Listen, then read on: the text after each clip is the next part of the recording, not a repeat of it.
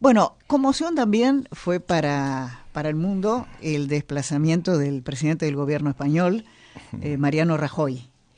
Se hizo con una velocidad increíble. Sí. Me impresionó en ese recinto la serenidad y el respeto que había a pesar de la circunstancia dramática que se estaba viviendo. Uh-huh.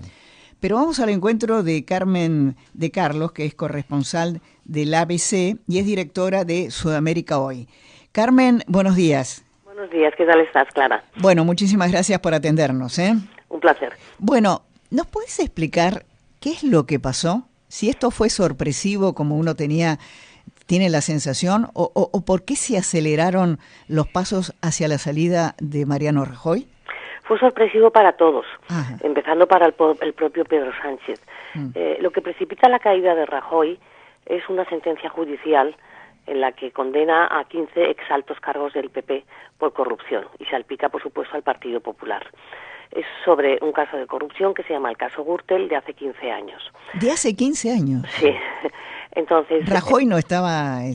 ni era presidente, ni nada que se le parezca, efectivamente, pero es su partido y este caso le ha perseguido la sombra de este caso durante todo su gobierno. Uh-huh. Le exigen responsabilidades políticas y él lo que dice es, mire, no tengo ninguna persona imputada de mi gobierno, ninguna persona condenada, no hay ningún militante del PP condenado, con lo cual los que están condenados, bien condenados están, y yo no tengo que asumir ninguna responsabilidad. Pero hay un párrafo en el que dos de los tres jueces, porque hay un voto particular, ponen en duda la credibilidad del testimonio de Rajoy y dicen, vamos a ver, lo que dicen es, no creemos su versión de los hechos. Entonces le acusan entre comillas, porque eso es lo que significa, es acusar de perjurio al presidente del gobierno. Lo que ocurre es que lanzan esa bomba, pero no procesan ni imputan al presidente del gobierno. Entonces, en ese párrafo, que es un párrafo muy político, porque además no tiene que ver con el caso que estaban juzgando, este caso se divide en dos partes. Bueno, eso era en alusión a un juicio posterior que va a haber. Es decir, ese párrafo realmente no era necesario y se interpreta por parte del Partido Popular y del presidente como con intereses políticos. Entonces, ¿qué es lo que ocurre? La dimensión de ese párrafo es lo que sirve para el Partido Socialista Obrero Español, en nombre de Pedro Sánchez, meter esa censura, esa moción de censura en el gobierno, decir, oiga, si ni la justicia le crea a usted, usted tiene que asumir la responsabilidad política y dimitir. Y así pasa Pedro Sánchez de ser el eterno perdedor en las elecciones generales, 2 consecutivas que ha perdido, y con apenas 84 escaños, consigue dar ese golpe de mano al PP, quitarse de en medio al presidente y al gobierno en ejercicio. ¿Con quién lo hace? Pues lo hace con una veintena de grupos, entre estos, los más extremistas, nacionalistas e incluso aquellos como Bildu, que lo que representan es de algún modo el brazo político de la exbanda terrorista ETA, que ya está extendida. No sé si se ha entendido lo que he dicho porque es complicado, pero ese es el resumen. No, se ha entendido perfectamente, pero uno le cuesta, es decir, funcionaron las instituciones, la Constitución española, el régimen parlamentario, pero cuesta comprender que alguien que no ganó las elecciones, desplace a alguien que sí había ganado las elecciones, pero bueno. Ese es el problema de los regímenes parlamentarios. A mí personalmente me gusta más el presidencialista porque la gente elige a su presidente. Aquí en estos sistemas quien elige es el Parlamento. Entonces, la verdad que históricamente en España nunca se había dado un escenario de esa naturaleza, ni siquiera cuando se habían ganado las elecciones, porque esto Pedro Sánchez ya lo había intentado, por eso hubo aquella etapa negra de España de que hubo que volver a convocar elecciones. Él quería ser presidente como fuera, aunque no tuviera los votos de la gente. Históricamente y por respeto a las instituciones, en España el más votado siempre fue el presidente del gobierno. La primera vez que pasa que alguien quiera dar ese salto con una diferencia de más de 50 escaños entre el primero y el segundo fue solo con Pedro Sánchez. Y ahora, mediante esta moción de censura, que es eso, un impeachment, un juicio político que es absolutamente constitucional, otra cosa es que lo consideres ético, eso ya es otra película, en este caso concreto, pues lo ha conseguido y es sí, absolutamente legal, y el respeto a los modos y a las formas y a las instituciones, pues sí se vio, y eso creo que es de agradecer a la democracia española. Ahora, parece difícil gobernar, digamos, con apoyos tan disímiles. Algunos como Rafael Nadal, que viene de la izquierda, pero jugando viene de la izquierda, claro, piensa que lo mejor sería volver a votar. Es un zurdo, Nadal. Bueno, es que si lo decimos así tan abiertamente parece un criterio político. Efectivamente, lo que dice Nadal yo creo que en el fondo es un poco la sensación que hay en buena parte de la sociedad española. Y esa es la opción que proponía Ciudadanos, que Ciudadanos es un partido joven, el partido de centro-derecha que le ha hecho sombra al PP, y de algún modo el PP además le culpa a Ciudadanos de esta caída, porque cuando sale la moción cuando sale la sentencia del dichoso caso Gürtel, lo que dice Albert Rivera, que es el líder de Ciudadanos, es, bueno, con esta sentencia damos por liquidada la legislatura. Y eran los socios del PP en el gobierno. Entonces, bueno, la responsabilizan. Yo creo que efectivamente lo normal en este tipo de crisis y lo habitual hubiera sido la convocatoria de unas elecciones generales.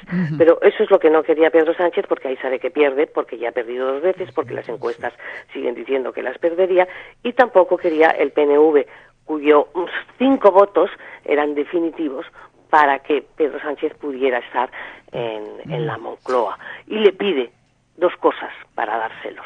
Una, que asuma los presupuestos del Partido Popular, a los que el propio PSOE y Pedro Sánchez se habían opuesto y votaron en contra, y otra, que no convoque elecciones anticipadas de manera inmediata, que resista todo lo que pueda. PNV había sido socio también del PP, que son los nacionalistas vascos, pero son de derecha, al aprobar esos presupuestos, y se había beneficiado de una partida de 500 y pico millones de euros para proyectos en el País Vasco.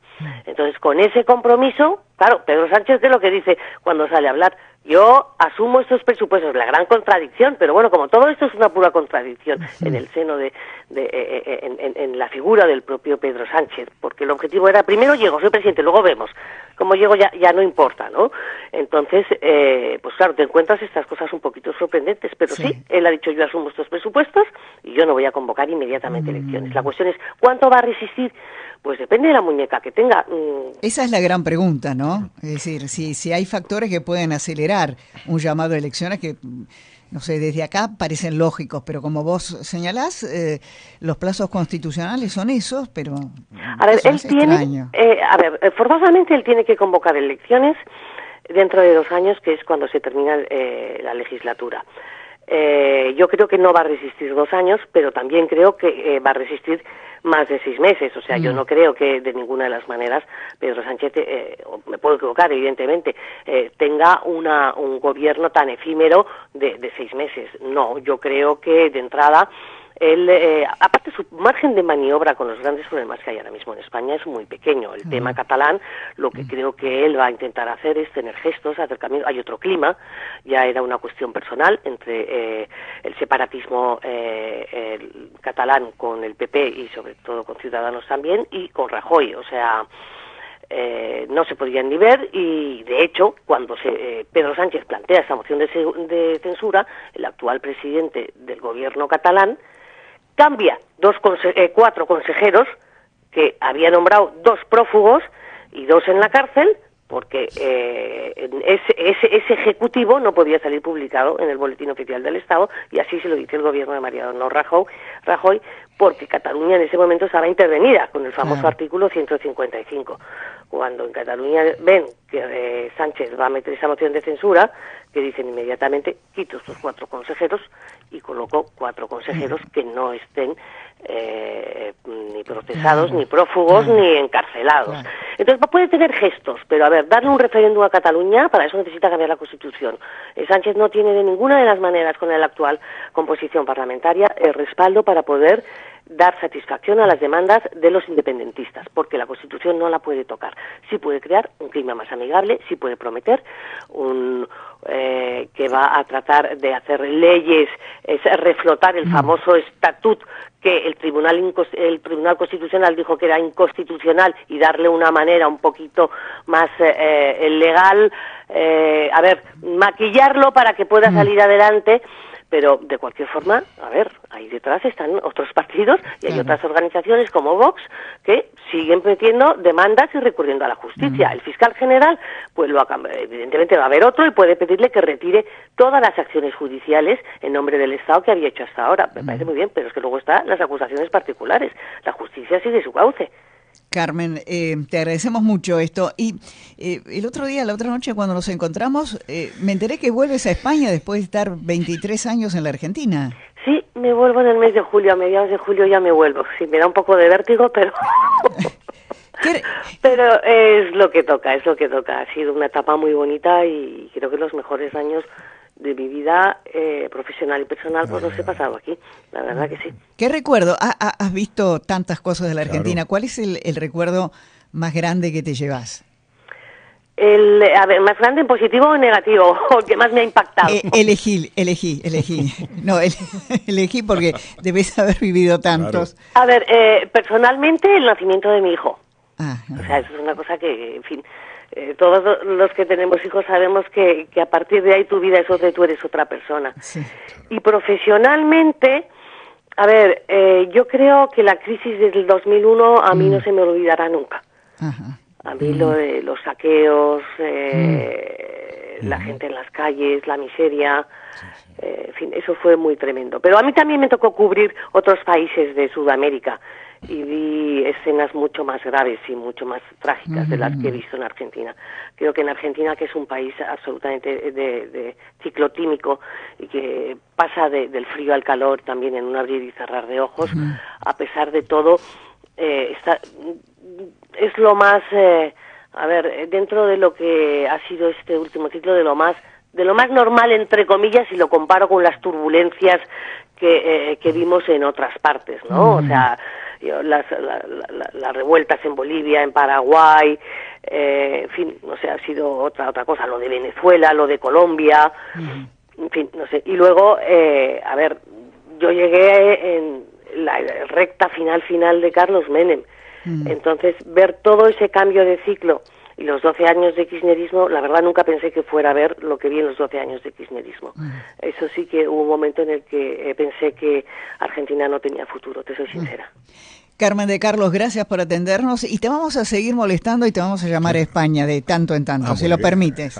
Claro que sí, además vendré de cuando en cuando, espero, porque seguiré conectada con mi próximo trabajo en el periódico con América Latina. Carmen de Carlos, gracias. Un abrazo a vosotros.